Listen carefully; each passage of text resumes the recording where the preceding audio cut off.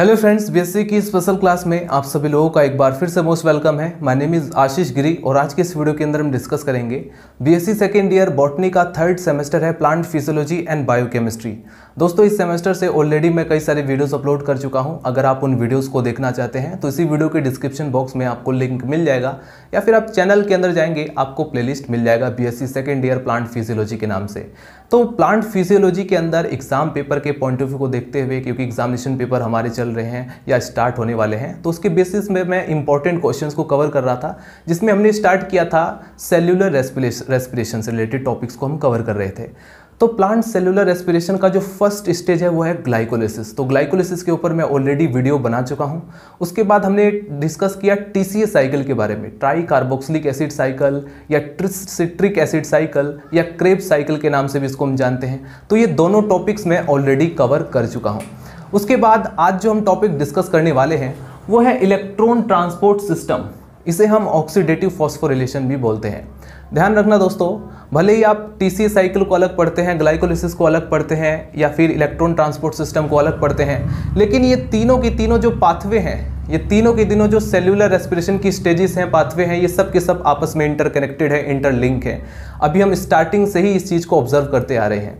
तो मुझे उम्मीद है आपने ग्लाइकोलिसिस और टीसीए साइकिल को अच्छे से पढ़ लिया होगा, उस वीडियो को कंप्लीट कर लिया होगा। आज का हमारा टॉपिक है इलेक्ट्रॉन ट्रांसपोर्ट सिस्टम, जिसमें ज़रूरी है कि अगर आप इलेक्ट्रॉन ट्रांसपोर्ट सिस्टम को बहुत अच्छे से समझना चाहते हैं, ऑक्सीडेटिव फॉस्फोरिलेशन, जिसे हम ऑक्सीडेटिव फॉस्फोरिलेशन क्यों कहते हैं, क्योंकि ऑक्सीजन की प्रेजेंटेशन में होता है और इसमें ऑक्सीजन यूटिलाइज भी होता है, और कहाँ पर यूटिलाइज होता है उस चीज़ को भी हम इस वीडियो के अंदर देखने वाले हैं। उसके बाद एटीपी का प्रोडक्शन कैसे होता है वो भी हम इसी वीडियो के अंदर देखने वाले हैं। यानी इलेक्ट्रॉन ट्रांसपोर्ट सिस्टम ये जो है लास्ट स्टेज होता है, सेल्यूलर रेस्पिरेशन का लास्ट स्टेज, जहाँ पर हमें एनर्जी प्लस मेटाबॉलिक वाटर ये सब जो है फॉर्मेशन हमें देखने को मिलता है। तो चलिए स्टार्ट करते हैं। सबसे पहले एक बार फिर से मैं रिवाइज करना चाहूँगा, क्योंकि आपने जरूर टीसीए साइकिल या ग्लाइकोलिसिस पढ़ा होगा, लेकिन एक बार इसके कुछ इंपॉर्टेंट पॉइंट्स को रिवाइज करते हैं ताकि इस टॉपिक को समझने में हमें हेल्प मिल सके। दोस्तों, कहानी शुरुआत हुई ग्लूकोज के एक मॉलिक्यूल से। कहानी जो होती है स्टार्ट होती है ग्लूकोज के एक मॉलिक्यूल से, जो कि इतना एनर्जेटिक्स होता है कि वो 38 एटीपी के मॉलिक्यूल्स दे सकता है। अब यहाँ पर अगर कोई स्टूडेंट जो हायर लेवल पर पढ़ रहा है तो वो यहाँ पर 38 एटीपी के मॉलिक्यूल बनते हैं या 36 बनते हैं, ये बात का सवाल है, इसको हम बाद में डील करेंगे। फिलहाल अभी आपको कंसीडर करके चलना होगा कि 38 एटीपी के मॉलिक्यूल जो है एक ग्लूकोज को जब हम ऑक्सीडाइज करते हैं तो वो बनता है। अब इसके बाद कैसे बनता है, क्योंकि अभी तक हमने क्या देखा, ग्लाइकोलिसिस के अंदर 4 एटीपी का प्रोडक्शन होता है। कैसे, अभी मैं आपको थोड़ा सा एक बार फिर से इसको ग्लाइकोलिसिस को रिवाइज करना चाहूँगा, जो मेन पॉइंट है।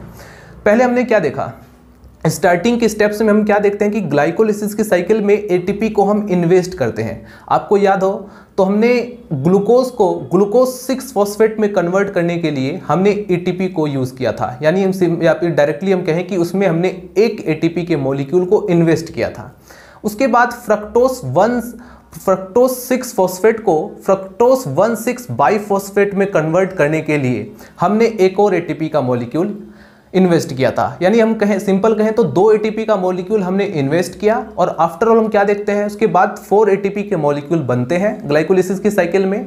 तो हम यहाँ पर अगर टोटल करके देखें तो 2 एटीपी का हमें लाभ होता है, यानी ग्लाइकोलिसिस की साइकिल में डायरेक्ट 2 एटीपी बनता है। अभी फिलहाल हम NADH+ जो होते हैं, वो जो को एंजाइम है, उनकी बात मैं नहीं कर रहा हूँ, उनको तो ऑक्सीडाइज करेंगे यहाँ पर इलेक्ट्रॉन ट्रांसपोर्ट सिस्टम के अंदर, तब हमें एटीपी मिलेगा। फिलहाल हम डायरेक्ट जो सबस्ट्रेट लेवल पर जो हमारे एटीपी प्रोडक्शन होता है उसकी बात मैं कर रहा हूँ, उसको मैं काउंट कर रहा हूँ।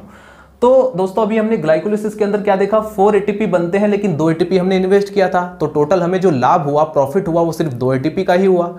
उसके बाद ग्लाइकोलिसिस के अंदर अगर एक और पॉइंट देखें तो इसमें जो है 2 NADH+ बनता है, NADH+H+। कई बार कई बुक्स में इसको NADH2 के रूप में भी इसको रिप्रेजेंट कर देते हैं, बट ये बिल्कुल सही तरीका है। उसके बाद हम फाइनली क्या देखेंगे कि 8 एटीपी जो है वो ग्लाइकोलिसिस में बनते हैं। कैसे बनते हैं 8 एटीपी, मैं आपको बताना चाहूँगा कि एक NADH+ 3 एटीपी के मॉलिक्यूल बनाता है। अब यहाँ पर बिल्कुल भी कंफ्यूज मत होना, अगर कोई हायर लेवल का स्टूडेंट है जो हायर लेवल पर पढ़ रहा है तो वहाँ पर बताया जाता है कि 2.3 ATP के मॉलिक्यूल बनते हैं जब एक NADH+ को ऑक्सीडाइज किया जाता है। बट यहाँ पर मैं 3 ATP बोल रहा हूँ क्योंकि बेसिक से स्टार्ट कर रहा हूँ, उसके बाद हम थोड़ा हायर लेवल पर भी डील करेंगे, डोंट वरी। अभी और भी कई सारी बातें हैं जैसे मैं आपको यहाँ पर ATP से रिलेटेड, ये जो इलेक्ट्रॉन ट्रांसपोर्ट सिस्टम है इससे रिलेटेड कई सारे कन्फ्यूजन है, कई सारे डाउट्स हैं, वो भी इस वीडियो के अंदर क्लियर मैं करने की कोशिश करूँगा। TCA साइकिल में क्या होता है? TCA साइकिल में एक ATP बनता है, ये आप अच्छी तरह से जानते हैं, लेकिन हमें ये भी पता है कि एक ग्लूकोज के मॉलिक्यूल में के अंदर हम 2 TCA साइकिल रन करा सकते हैं, क्योंकि ग्लाइकोलिसिस के एंड प्रोडक्ट 2 पायरुविक एसिड बनता है। 2 पायरुविक एसिड से 2 एसिटिल कोएंजाइम बनेंगे जिसके कारण हम 2 साइकिल रन करा सकते हैं। तो इसके बेस पर मैं क्या कह सकता हूँ कि 2 ATP के मॉलिक्यूल हमें डायरेक्ट सबस्ट्रेट लेवल पर TCA साइकिल में मिलते हैं। लेकिन अब एक और पॉइंट, यहाँ पर जो रिड्यूस कोएंजाइम है जैसे फॉर एग्जांपल NADH+, ये जो है इसके 3 मॉलिक्यूल बनते हैं। अब जैसा कि मैंने आपको कहा कि एक NADH+ जो होता है वो 3 ATP बनाता है, तो 3 NADH+ कितने बनाएगा? 9। उसके बाद हम देखते हैं कि FADH+ भी यहाँ पर एक मॉलिक्यूल इसका भी फॉर्मेशन होता है, तो ये 2 ATP के मॉलिक्यूल बनाता है। यानी अभी तक हमने जो टोटल काउंट किया TCA साइकिल और ग्लाइकोलिसिस के जो ATP को काउंट किया तो हमें 32 ATP के मॉलिक्यूल मिले।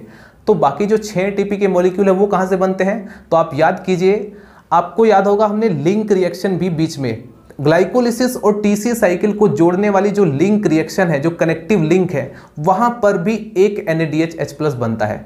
अब चूंकि आपको यह भी याद होगा कि 2 पायरुविक एसिड है तो यहां पर 2 लिंक रिएक्शन होगी और 2 लिंक रिएक्शन से 2 NADH+ बनता है और एक NADH+ जो होता है वो 3 ATP के मॉलिक्यूल बना रहा है, तो 2 कितने बनाएगा? 6।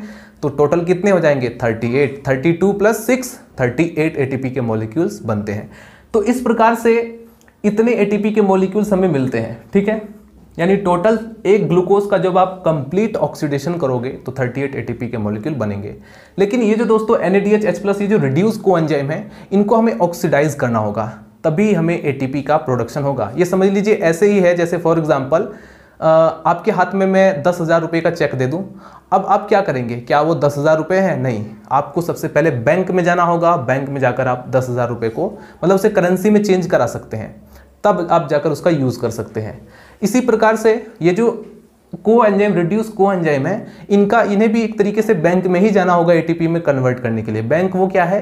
Electron transport system. एक तरीके से बैंक का ही काम कर रहा है जो इसको ATP जैसी करेंसी में, जो बायोलॉजिकल करेंसी है, बायोलॉजिकल एनर्जी की करेंसी कहना उचित होगा, मतलब इसमें ये चेंज कर देता है।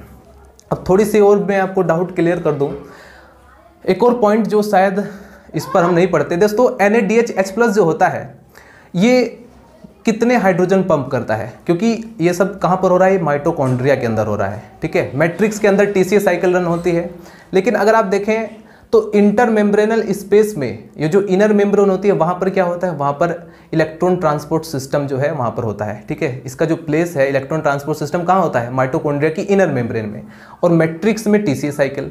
तो अब ये जो इंटर मेम्ब्रेनल स्पेस है वहाँ पर प्रोटॉन को पंप किया जाता है, जिसको हम अभी मैं जस्ट डिस्कस करने वाला हूँ। तो 4 प्रोटॉन जो होते हैं वो एक ATP का प्रोडक्शन करते हैं।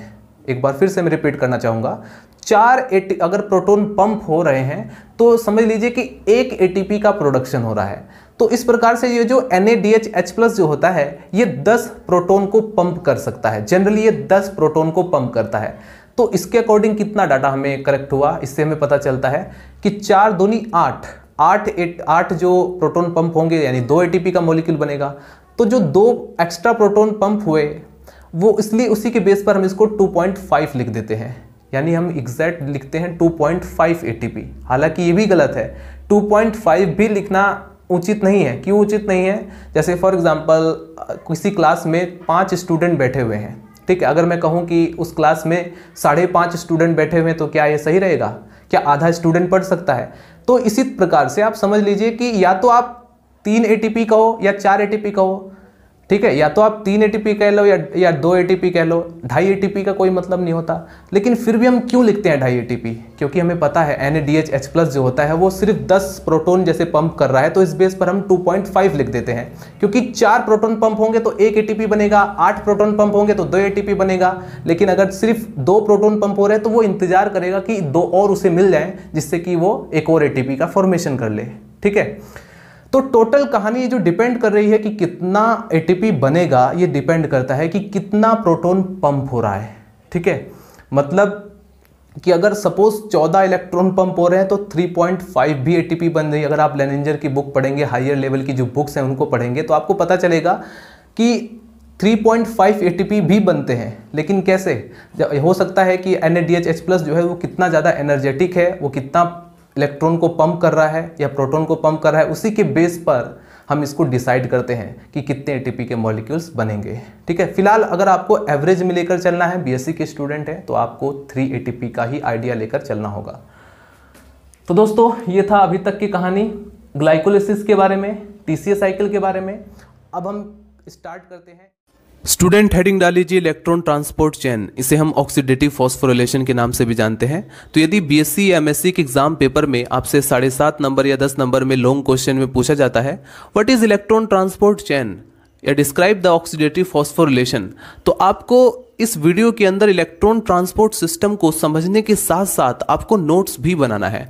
फिर उसके बाद आप ये नहीं कहेंगे सर इलेक्ट्रॉन ट्रांसपोर्ट सिस्टम का कंसेप्ट हमने बहुत अच्छे से समझा है, बट हमें इसका एक PDF प्रोवाइड कीजिए, क्योंकि आप अच्छे से समझने के साथ साथ नोट्स भी बना लेंगे। और जो भी मैं आपको इलेक्ट्रॉन ट्रांसपोर्ट सिस्टम से रिलेटेड मैं आपको बता रहा हूं, आपको नोट डाउन करना है और फिर उसके बाद डायग्रामेटिकली इसको बहुत अच्छे से समझने वाले हैं। डायग्राम की मदद से इलेक्ट्रॉन ट्रांसपोर्ट सिस्टम को हम बहुत अच्छे से समझने वाले हैं। आपको थोड़ा पेशेंस रखना है और नोट डाउन करना है।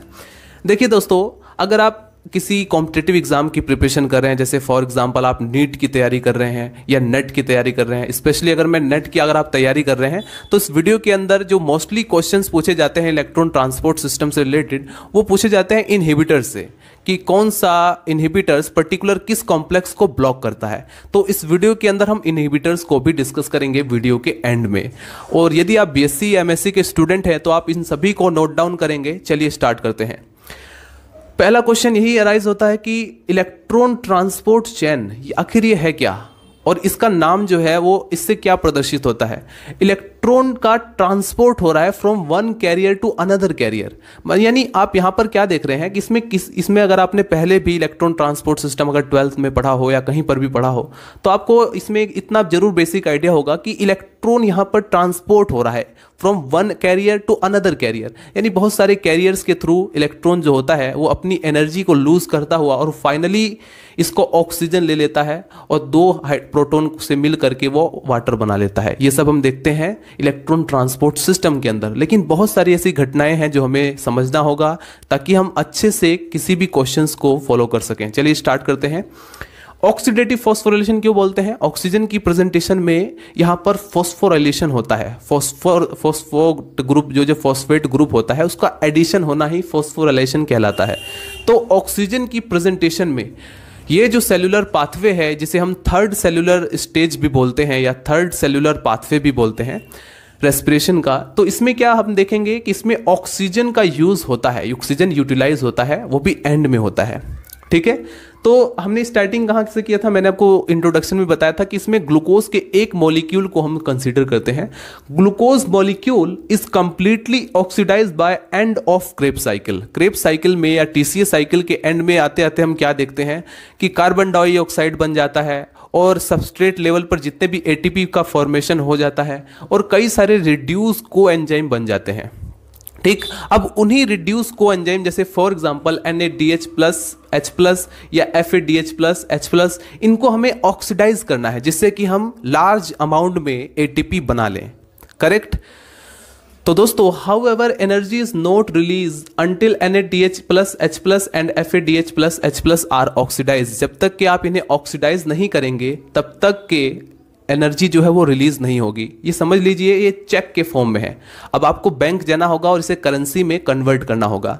The synthesis of ATP with the help of energy release by the oxidation of this hydrogen acceptors. ये जो हाइड्रोजन को एक्सेप्ट करने वाले जो एक्सेप्टर्स हैं, इस पूरे प्रोसेस को हम बोलते हैं oxidative phosphorylation. The synthesis of ATP with the help of energy release by the oxidation of this hydrogen acceptor, इनका जब हम ऑक्सीडेशन करेंगे तभी एडिनोसिन ट्राइफॉस्फेट जो एनर्जी का एक प्योर कंजर्व फॉर्म है वो हमें प्राप्त होगा, और इस प्रोसेस को हम बोलते हैं ऑक्सीडेटिव फॉस्फोरिलेशन।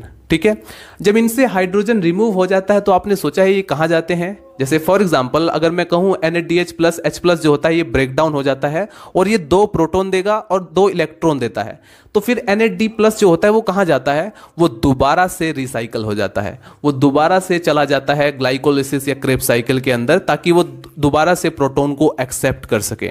मतलब ये जो क्रिया हो रही है, ये जो प्रोसेसर हो रहा है, ये हमारे सेल के अंदर होता रहता है, लगातार होता रहता है, रिसाइकल होता रहते हैं प्रोडक्ट और ATP जनरेट होता रहता है। बट NADH प्लस H+ और FADH does not combine directly with oxygen. जैसे कि मैंने आपको कहा इन्हें हमें ऑक्सीडाइज करना होगा, लेकिन ये डायरेक्टली ऑक्सीजन से कंबाइन नहीं कर पाते, हमें कुछ इन्हें प्रोसीजर से पास करना होता है जिसे हम बोलते हैं इलेक्ट्रॉन ट्रांसपोर्ट सिस्टम। एक सिस्टम से इन्हें हमें पास करना होगा। The electrons reach to oxygen from through a series of electron carriers.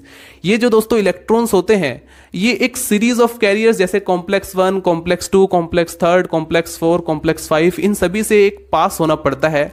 The series of electron, जैसे कि हमने यहां पर पढ़ा, the series of electron carriers is called electron transport system. और इन्हीं सीरीज को, ये सभी की सभी सीरीज जो होती हैं आपस में मिल करके इलेक्ट्रॉन ट्रांसपोर्ट सिस्टम बनाती हैं, जिसे हम इलेक्ट्रॉन ट्रांसपोर्ट चेन भी बोलते हैं।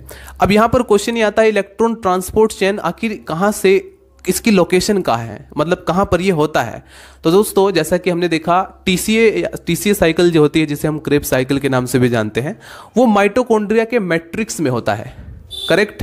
और यहाँ पर ये जो मैंने माइटोकॉन्ड्रिया का डायग्राम बनाया है ये सिर्फ आपको समझाने के लिए बनाया है कि आखिर इसकी लोकेशन कहाँ पर है। ये जो इलेक्ट्रॉन ट्रांसपोर्ट चेन है इसकी लोकेशन कहाँ है।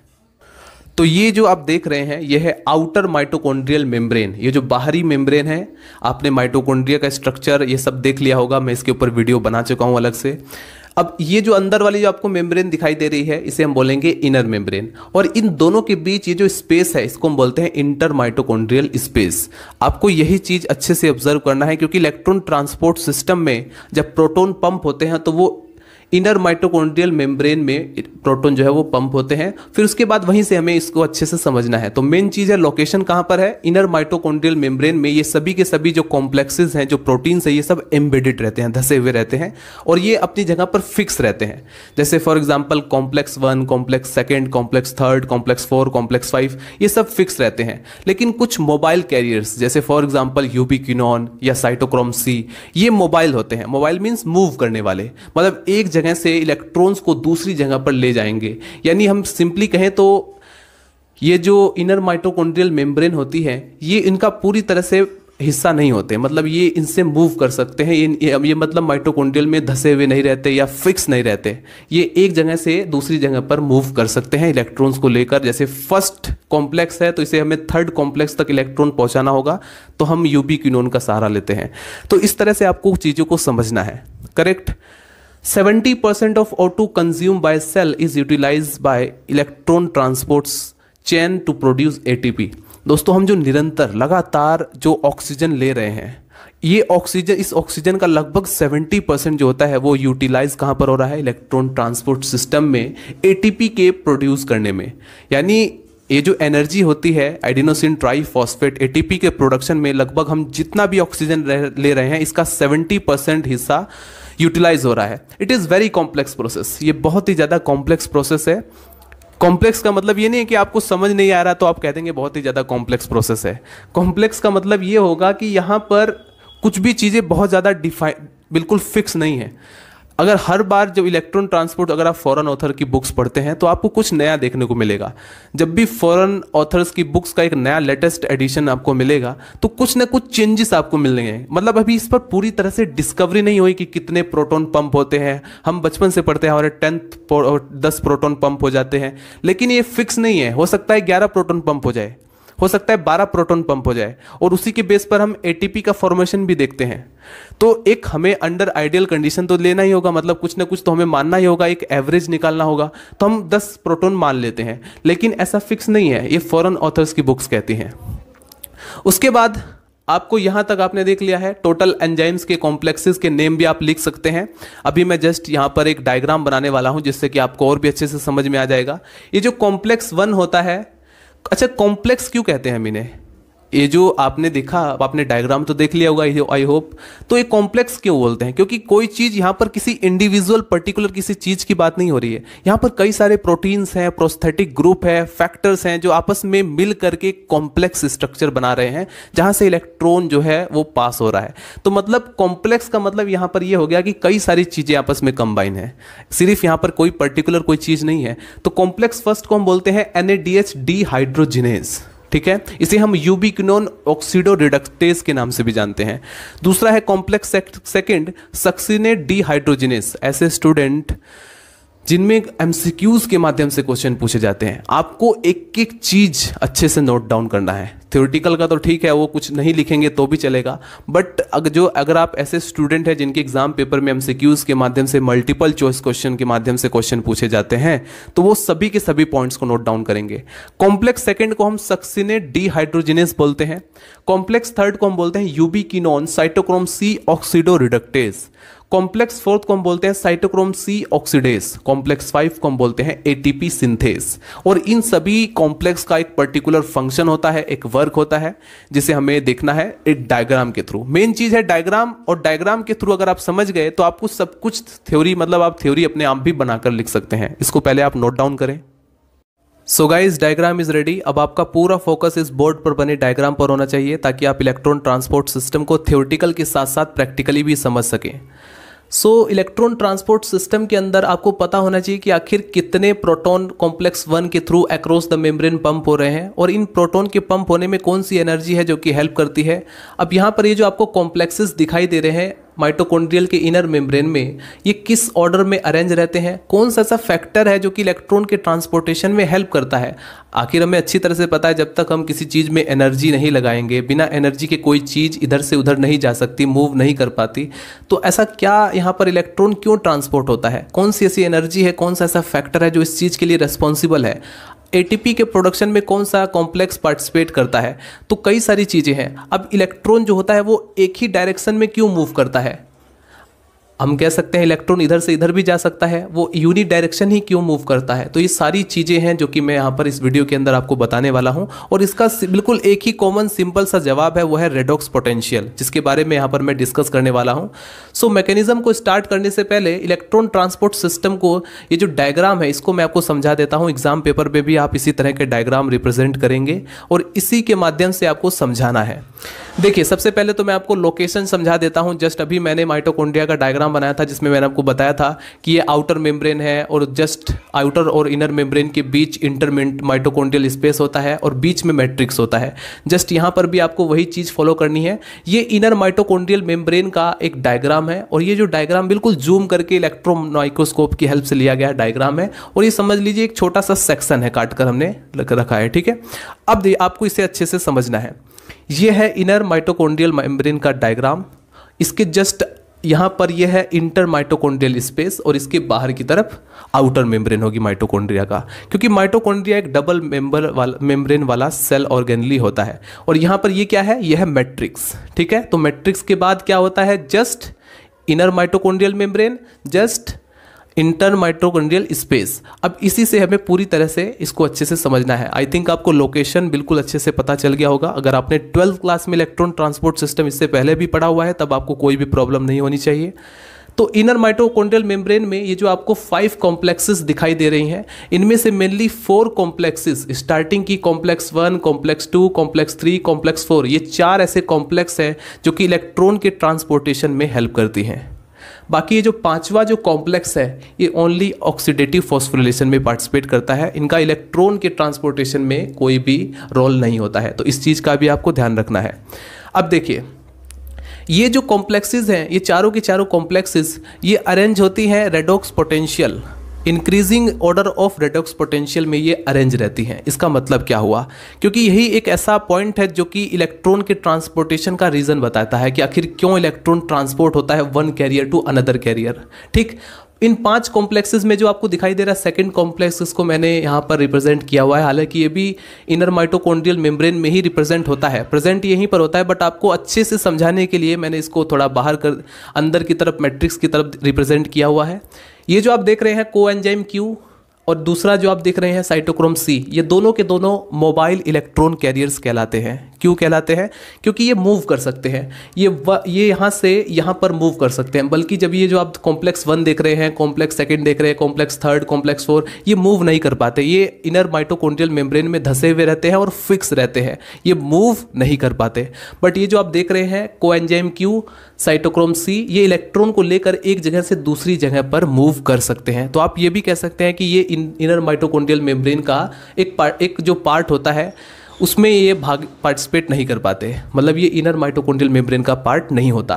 ठीक है, ये दोनों के दोनों मोबाइल इलेक्ट्रॉन कैरियर्स। उसके बाद अब जो और भी कई सारे पॉइंट है जो आपको समझना है, ये जो आपको लिखा हुआ है इन सभी पॉइंट को आप नोट डाउन कर लीजिए। ये तो कॉम्प्लेक्स के नाम लिखे हुए हैं, कंप्लीट नेम। ये जो आप देख रहे हैं, complex are arrange in order of increasing redox potential, ये लाइन इस बात को रिप्रेजेंट करती है, इस बात को बताती है कि जैसे जैसे आप आगे बढ़ते रहेंगे, कॉम्प्लेक्स 1 से कॉम्प्लेक्स 2 की तरफ आगे बढ़ेंगे, फिर कॉम्प्लेक्स 3 की तरफ आगे बढ़ेंगे, जैसे जैसे आप आगे बढ़ते रहेंगे इनका जो रेडॉक्स पोटेंशियल है वो इंक्रीज होता रहेगा। और एक पॉइंट और आपको नोट डाउन करना है जो कि सेकेंड हैशटैग पॉइंट है कि इलेक्ट्रॉन हमेशा ट्रैवल करता है नेगेटिव रेडॉक्स पोटेंशियल से पॉजिटिव रिडक्शन पोटेंशियल की तरफ, रेडॉक्स पोटेंशियल की तरफ। तो यानी कि इलेक्ट्रॉन कहां से कहां मूव करेगा, नेगेटिव रेडॉक्स पोटेंशियल से पॉजिटिव रेडॉक्स पोटेंशियल की तरफ। अब यहां पर ये जो कॉम्प्लेक्स 1 है, हम कह सकते हैं कि इसका जो रेडॉक्स पोटेंशियल है वो सबसे ज्यादा कम होता है एज कंपैरेटिव। ये जो आप देख रहे हैं कॉम्प्लेक्स 4 की बात करें तो ये मोर रेडॉक्स पोटेंशियल वाला होता है, इसका जो है पॉजिटिव में आएगा और इसका नेगेटिव में आएगा। हम यहां पर कंपैरेटिवली बात कर रहे हैं। ठीक है, तो इलेक्ट्रॉन इसीलिए इधर से इधर ट्रैवल करता है क्योंकि जैसे जैसे आप आगे बढ़ते रहेंगे जो रेडॉक्स पोटेंशियल है वो इंक्रीज होता रहेगा, यानी इलेक्ट्रॉन को छीनने की, एक्सेप्ट करने की जो टेंडेंसी है वो इंक्रीज होती रहती है। ठीक है, यानी ये जो आप देख रहे हैं कॉम्प्लेक्स 1, ये इलेक्ट्रॉन को आसानी से डोनेट कर सकता है। क्यों डोनेट कर सकता है, क्योंकि अंदर इसकी डोनेट करने की जो कैपेसिटी है वो ज़्यादा है। अब क्यों कैपेसिटी ज़्यादा है, क्योंकि इसका जो रेडॉक्स पोटेंशियल है वो कम है as comparison of redox potential of 4th। ठीक, तो एक पॉइंट और नोट करेंगे यहाँ पर, hashtag point 3, low redox potential best electron donor. ये जो फर्स्ट है इसका लो रेडॉक्स पोटेंशियल है, इसलिए इलेक्ट्रॉन को आसानी से डोनेट कर सकता है दूसरे कैरियर की तरफ। ठीक है, अगर किसी का रेडॉक्स पोटेंशियल हाई है तो वो बेस्ट इलेक्ट्रॉन को एक्सेप्ट कर सकता है, यानी कॉम्प्लेक्स 4 जो है इलेक्ट्रॉन को आसानी से बेस्ट तरीके से एक्सेप्ट कर सकता है। तो इलेक्ट्रॉन इसीलिए यूनी डायरेक्शन में फ्लो करता है। क्यों, क्योंकि हमें पता है सब के सब इंक्रीजिंग रेडॉक्स पोटेंशियल में है, यानी कि इसकी जो कैपेसिटी है इलेक्ट्रॉन को डोनेट करने की इससे ज़्यादा है, यानी इसकी एक्सेप्ट करने की कैपेसिटी ज़्यादा है, इसकी डोनेट करने की कैपेसिटी ज़्यादा है। एक आसानी से ले रहा है, एक आसानी से दे रहा है। तो मतलब इसी तरह से जैसे जैसे आप आगे बढ़ते रहेंगे इसकी कैपेसिटी इससे ज़्यादा है, इसकी कैपेसिटी इससे ज़्यादा एक्सेप्ट करने की, इसकी कैपेसिटी इससे भी ज़्यादा एक्सेप्ट करने की, तो इसीलिए इलेक्ट्रॉन एक ही डायरेक्शन में फ्लो करता रहता है। आई होप आपको ये टर्म आपको समझ में आया हो। और फाइनली ये जो इलेक्ट्रॉन है वो ऑक्सीजन प्लस 2 प्रोटॉन के साथ मिल करके वाटर का एक मॉलिक्यूल बना लेता है। अभी बहुत सी बातें हैं जो कि मैं आपको समझाने वाला हूं इलेक्ट्रॉन ट्रांसपोर्ट सिस्टम के अंदर, फिलहाल आपको अभी ध्यान से देखना है। चलिए अब मैं मैकेनिज्म स्टार्ट करता हूं, आखिर इलेक्ट्रॉन कैसे मूव करता है। देखिए, सबसे पहले तो मैं आपको बता दूं जितने भी रिड्यूस कोएंजाइम हैं, चाहे वो TCA साइकिल से बने, चाहे वो ग्लाइकोलिसिस से बने, चाहे वो बीटा ऑक्सीडेशन से बने, जितने भी मेटाबॉलिक पाथवे से ये जो NADH रिड्यूस कोएंजाइम या FADH H+ ये जो बनते हैं, ये सब के सब कहाँ पर आएंगे, अगर इन्हें एटीपी बनाना होगा तो ये जो है इलेक्ट्रॉन ट्रांसपोर्ट सिस्टम के अंदर एंटर करेंगे।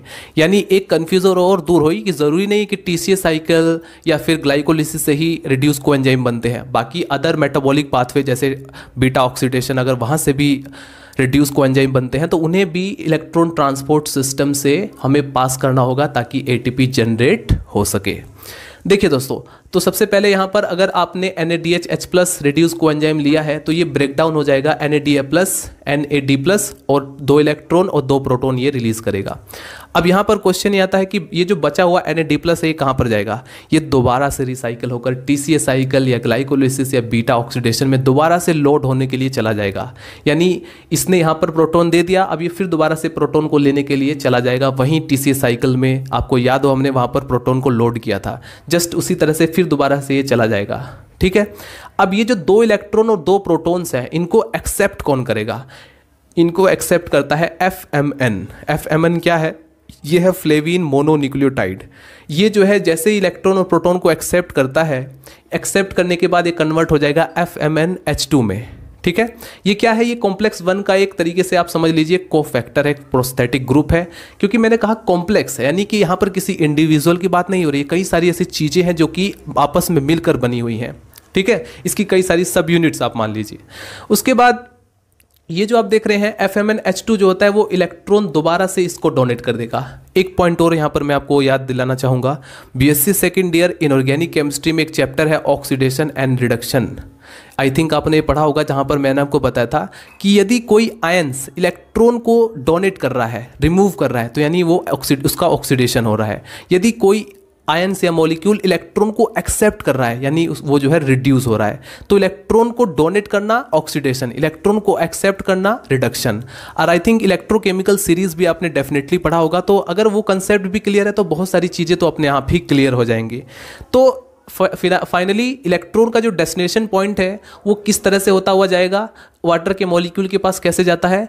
यहाँ पर आपने देख लिया NADH+ जो होता है वो ब्रेक डाउन हो जाता है NAD+ में, 2 इलेक्ट्रॉन और 2 प्रोटॉन रिलीज करता है, जिसको एक्सेप्ट करता है FMN, जिसका फुल फॉर्म है फ्लेविन मोनोन्यूक्लियोटाइड। और ये FMNH2 में कन्वर्ट हो जाता है। फिर ये जो है आयरन सल्फर सेंटर, इसे हम बोलते हैं आयरन सल्फर प्रोटीन या आयरन सल्फर कॉम्प्लेक्स, क्योंकि 7 आयरन सल्फर सेंटर्स होते हैं जिन्हें इस इलेक्ट्रॉन को पास होना पड़ता है। तो फाइनली FMN जो होता है ये इलेक्ट्रॉन किसको देगा? FeS को, यानी आयरन सल्फर कॉम्प्लेक्स को या प्रोटीन्स को, या आप कह सकते हैं सेंटर को। इसे हम रिस्की सेंटर के नाम से भी जानते हैं। ठीक, अब ये क्या करेगा? ये इलेक्ट्रॉन जो है डोनेट कर देगा को एंजाइम Q को, जो कि एक मोबाइल इलेक्ट्रॉन कैरियर्स होता है। इसे हम यूबिक्विनोन भी बोलते हैं।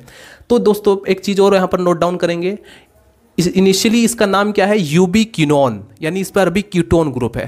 बट आफ्टर एक्सेप्टिंग इलेक्ट्रॉन, जैसे इलेक्ट्रॉन को एक्सेप्ट करेगा उस समय कन्वर्ट हो जाएगा यूबिक्विनोल में। ऑल यानी अल्कोहलिक ग्रुप जुड़ जाता है इस पर। कीटोन की जगह कौन सा ग्रुप बन गया? Alcoholic group. तो इसलिए इसका नाम क्या हो जाएगा अब? ये यूबिक्विनोल। लेकिन जैसे ही इलेक्ट्रॉन यहाँ से यहाँ यूबिक्विनोल के पास चला जाता है, यहाँ पर 4 प्रोटॉन पंप हो जाते हैं। ठीक है, 2 प्रोटॉन यहाँ पर, 2 प्रोटॉन मैट्रिक्स से 4 हाइड्रोजन या प्रोटॉन जो होते हैं वो पंप हो जाते हैं। इतनी बात आपको ध्यान रखना है। तो 4 प्रोटॉन अक्रॉस द मेम्ब्रेन कहाँ पर पहुँच गए? इंटर माइटोकॉन्ड्रियल स्पेस के अंदर। इतनी बात क्लियर। अब यहाँ पर फाइनली जो इलेक्ट्रॉन था वो किसके पास है? को एंजाइम Q के पास या यूबिक्विनोल के पास। अब ये जो है यहाँ से डायरेक्टली कॉम्प्लेक्स 3 के पास अपने इलेक्ट्रॉन शेयर करता है। अब आपका क्वेश्चन होगा सर आपने कॉम्प्लेक्स 2 क्यों स्किप किया? देखिए दोस्तों, NADH+ जो होता है ये इसको कौन एक्सेप्ट करता है? कॉम्प्लेक्स 1। लेकिन ये जो FADH2 होता है या FADH+ जिसे हम बोलते हैं, इसको कॉम्प्लेक्स 2 एक्सेप्ट करता है। और ये जैसे ही ब्रेक डाउन होगा FAD+ में, दोबारा से लोड होने के लिए TCA साइकिल में चला जाएगा, या जहाँ से भी जो किसी भी मेटामॉलिक पाथवे में दोबारा से हाइड्रोजन को एक्सेप्ट करने के लिए ये चला जाएगा। तो यहाँ पर ये जो कॉम्प्लेक्स 2 है, आपको याद हो TCA साइकिल के अंदर जब हम सक्सिनेट को फ्यूमरेट में चेंज करते हैं तो वहीं पर ये जो FAD+ होता है ये हाइड्रोजन को एक्सेप्ट करके बना लेता है FADH+। ठीक, तो अब कॉम्प्लेक्स 2 जो होता है इसको एक्सेप्ट करेगा, और एक्सेप्ट करने के बाद ये जो इलेक्ट्रॉन सेंड कर देता है को एंजाइम Q को। तो एक चीज हमने नोट डाउन कर लिया है कि ये 2 कॉम्प्लेक्स 1 और कॉम्प्लेक्स 2 ये दोनों किसको इलेक्ट्रॉन शेयर कर रहे हैं, सेंड कर रहे हैं?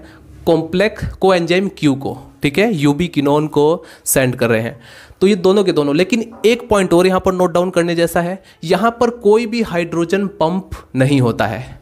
एमसीक्यूज में किसी भी तरीके से क्वेश्चन बनाया जा सकता है, लेकिन अगर आपका कंसेप्ट क्लियर हो तो आप किसी भी एमसीक्यूज के आंसर दे सकते हैं आसानी से। यहाँ पर कॉम्प्लेक्स सेकंड में कोई भी हाइड्रोजन पंप नहीं होता। फाइनली हमने क्या देखा, कॉम्प्लेक्स फर्स्ट कॉम्प्लेक्स सेकंड जो होता है वो किसको इलेक्ट्रॉन डोनेट कर रहा है, ये डोनेट कर रहा है कोएंजाइम क्यू को, और ये कोएंजाइम क्यू जो है मोबाइल होता है, मतलब मूव कर सकता है, तो ये मूव करके चला जाएगा कॉम्प्लेक्स 3 के पास। कॉम्प्लेक्स 3 के पास ये 3, चूंकि कॉम्प्लेक्स है तो इसमें कई सारी यूनिट्स हैं, कई सारे इसमें प्रोस्थेटिक ग्रुप या कोफैक्टर होंगे, तो ये एक्सेप्ट करता है साइटोक्रोम बी इलेक्ट्रॉन। अब इसके अंदर साइटोक्रोम बी एक्सेप्ट करेगा, फिर ये साइटोक्रोम बी जो होता है फिर दोबारा से जो सल्फर सेंटर है, आयरन सल्फर सेंटर, उसमें इलेक्ट्रॉन चला जाएगा, मतलब उससे पास होगा, फिर ये जो आयरन सल्फर सेंटर है दोबारा से इलेक्ट्रॉन दे देगा साइटोक्रोम C1 के पास। अब ये जो साइटोक्रोम C1 है, ये जैसे ही साइटोक्रोम C, मतलब जो दूसरा मोबाइल कैरियर इलेक्ट्रॉन कैरियर होता है, जैसे ही उसको सेंड करेगा, यहाँ पर 4 हाइड्रोजन पंप हो जाएंगे। तो अभी तक हमने क्या देखा, अगर आप NADH से स्टार्ट करते हैं तो 4 हाइड्रोजन पंप, यहाँ पर 4 हाइड्रोजन पंप यानी 8 प्रोटॉन जो होते हैं वो पंप हो जाते हैं। इतनी बात क्लियर हुई। लेकिन अगर आप FADH से स्टार्ट करते हैं तो ओनली 4 हाइड्रोजन ही पंप हो पाते हैं। अब आपको आई थिंक एक आइडिया लग गया होगा कि क्यों हम कहते हैं कि जो NADH होता है, NADH+ जो होता है वो 3 या 2.5 ATP बनाता है, यानी 2.5 ATP बनाता है, और FADH जो होता है वो क्यों 1.5 या 2 ATP बनाता है। करेक्ट। अब आपको आई थिंक पता चल गया होगा, क्योंकि 4 प्रोटॉन जो होते हैं वो 1 ATP का प्रोडक्शन करते हैं। तो यहाँ पर तो 4 प्रोटॉन, जब आप NADH को लेते हैं तो यहाँ पर 8 प्रोटॉन पंप हो गए हैं, लेकिन जब आप FADH को कंसीडर करके चलते हैं तो यहाँ पर ओनली 4 प्रोटॉन ही देखने को मिलता है। अब देखिए, जैसे साइटोक्रोम C है, ये कोएंजाइम क्यू की तरह ये भी मोबाइल होता है, यानी मूव कर सकता है, एक जगह से दूसरी जगह जा सकता है। तो ये कॉम्प्लेक्स 3 से कॉम्प्लेक्स 4 की तरफ इलेक्ट्रॉन को ट्रांसपोर्ट करने के लिए चला जाता है। तो फाइनली इलेक्ट्रॉन यहाँ से आता हुआ कॉम्प्लेक्स 4 में एंटर करता है।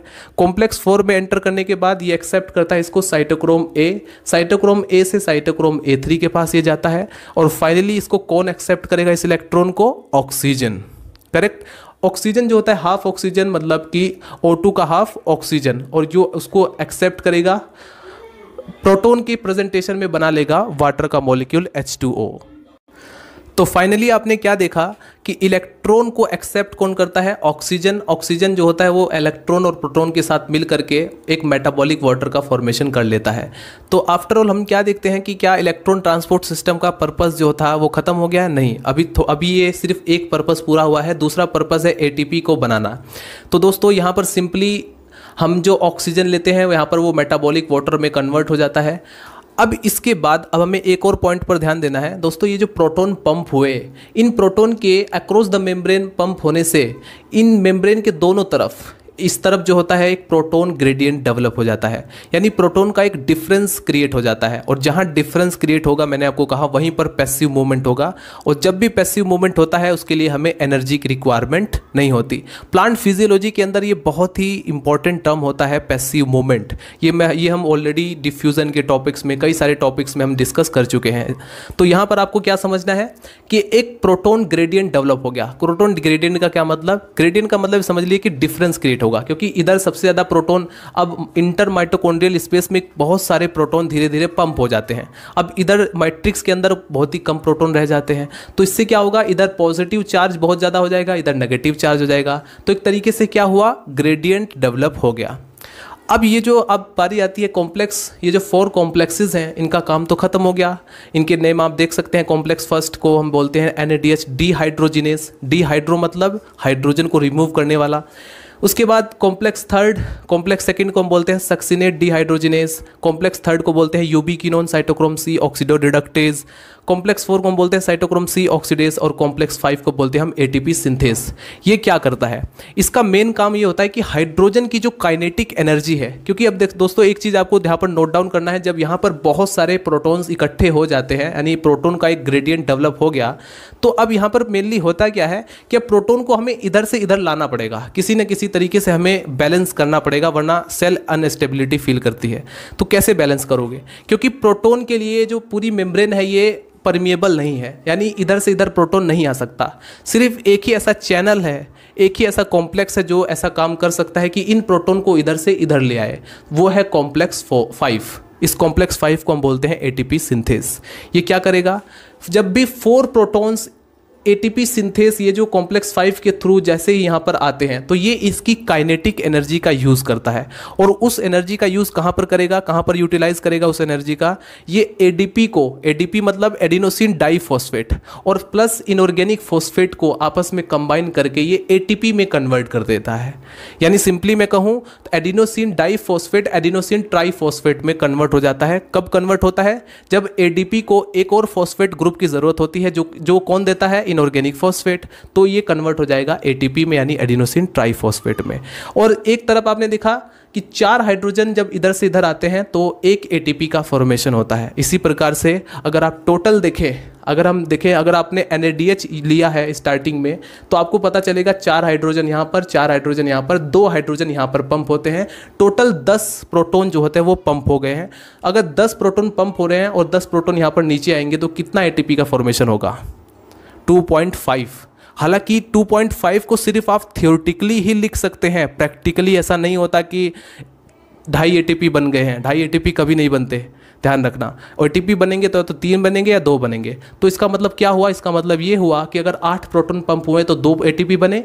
अब बाकी जो 2 प्रोटॉन है वो तब तक वेट, जब तक उसे 2 प्रोटॉन और ना मिल जाए तब तक के वो वेट करेंगे। फिर 4 प्रोटॉन पंप हो जाएगा, फिर 3 एटीपी बनेंगे।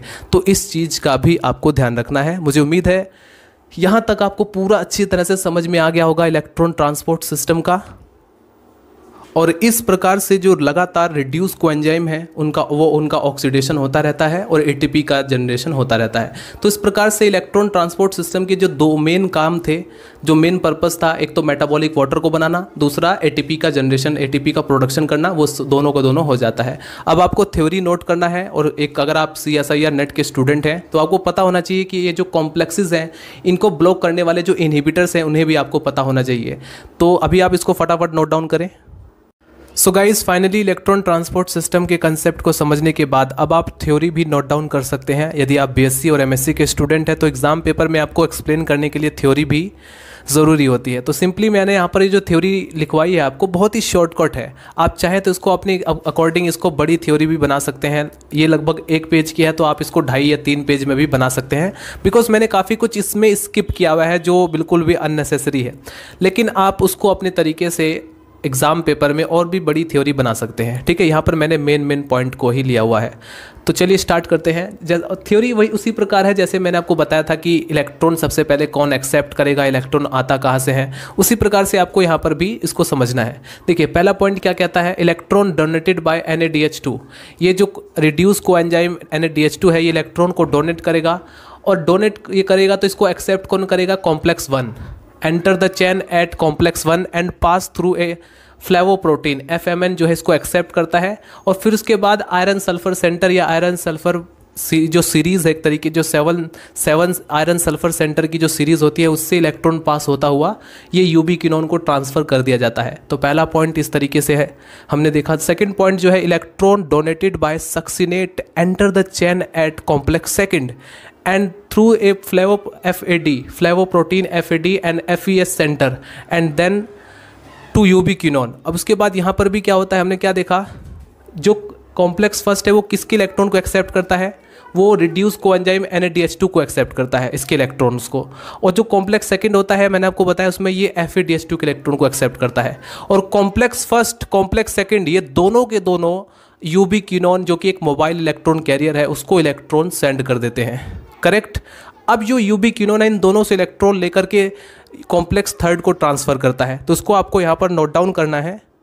सो नोट डाउन कीजिए third point, UB quinone Q serve as a mobile carrier of electron received from complex 1 to complex 2 and passes them into complex 3। जैसा कि हमने देखा भी था कि कॉम्प्लेक्स फर्स्ट से और कॉम्प्लेक्स सेकंड से ये जो UB quinone है इलेक्ट्रॉन को एक्सेप्ट करके कॉम्प्लेक्स 3 को पास कर देता है। उसके बाद कॉम्प्लेक्स 3 जो होता है वो pass the electron through its prosthetic group. Complex 3 के अंदर जितने भी प्रोस्थेटिक ग्रुप्स होते हैं उससे इलेक्ट्रॉन पास होता हुआ मोबाइल इलेक्ट्रॉन कैरियर जो नेक्स्ट होता है वो है साइटोक्रोम C, उसको सेंड कर दिया जाता है। अब ये जो साइटोक्रोम C है ये कनेक्टिव लिंक माना जाता है कॉम्प्लेक्स 3 और कॉम्प्लेक्स 4 के बीच, क्योंकि कॉम्प्लेक्स 3 से इलेक्ट्रॉन लेकर ये 4th में सेंड करता है। तो ये क्या करेगा, passes the electron complex fourth, cytochrome C जो होगा थर्ड से इलेक्ट्रॉन लेकर कॉम्प्लेक्स फोर्थ में पास कर देगा। द लेटर बाद में क्या होगा, carriers electrons through the its prosthetic group transfer them to mobile oxygen, molecular oxygen. तो कॉम्प्लेक्स 4 जो होता है वो मॉलिक्यूलर ऑक्सीजन के पास इलेक्ट्रॉन को ट्रांसफर कर देता है। तो इस प्रकार से फाइनली हम क्या देखते हैं कि electron first, second, third, fourth इन सभी कॉम्प्लेक्स से पास होता हुआ धीरे धीरे जो है वो मॉलिक्यूलर ऑक्सीजन उसे एक्सेप्ट कर लेता है और इसी के बीच प्रोटॉन का भी पंप स्टार्ट हो जाता है। इसी के बीच हम देखते हैं कि कई सारे प्रोटॉन्स, स्पेशली अगर हम NADH लेते हैं तो लगभग 10 प्रोटॉन जो है अक्रॉस द मेम्ब्रेन पास हो जाते हैं। तो इस चीज़ का भी आप देखो ध्यान रखना है, माइटोकॉन्ड्रियल मैट्रिक्स से इंटर मेम्ब्रेनल स्पेस, जो दो आउटर और इनर मेम्ब्रेन के बीच माइटोकॉन्ड्रिया के अंदर जो स्पेस होता है जिसे हम इंटर मेम्ब्रेन स्पेस बोलते हैं, वहाँ पर कई सारे हाइड्रोजन जो है, जो प्रोटॉन्स होते हैं वो पंप हो जाते हैं।